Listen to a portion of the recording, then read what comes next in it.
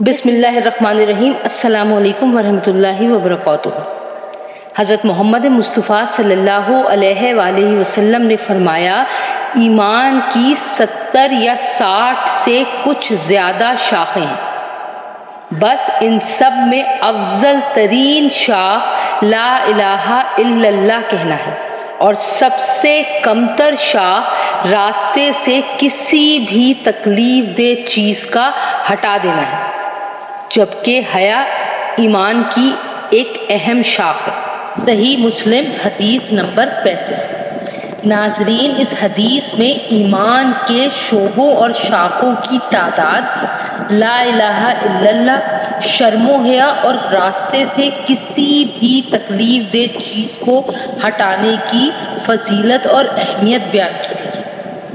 اسلام کی بنیادی اور ضروری باتوں پر پختہ یقین رکھنے اور اس عقیدے کو زبان سے اقرار کرنے کا نام ہی دراصل ایمان ہے۔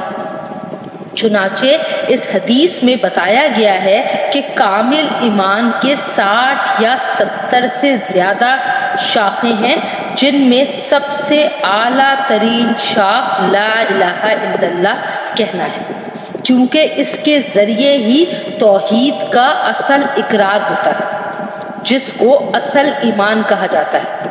ایمان کے دیگر شعبوں سے مراد عقائد، نیک اعمال اور اچھے اخلاق اور ظاہری و باطنی سب احوال شامل ہیں۔ ایمان میں اخلاقی اعتبار سے آخری شعبہ یہ ہے کہ مومن میں دوسرے لوگوں کو تکلیف سے بچانے کی خوبی لازمی موجود ہو۔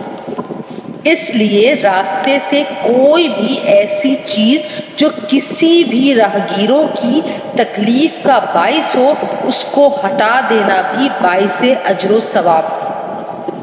ایمان کی شاخوں میں حیا یعنی شرم بھی ایک اہم شعبہ ہے جو بھلائیوں کا سرچشمہ ہے۔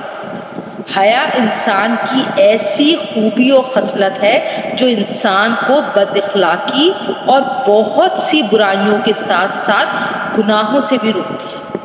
یہ صفت جس شخص کے اندر ہوگی وہ برائی کے پاس نہیں بھٹک سکتا اور بھلائی کی طرف ہی مائل ہوگا۔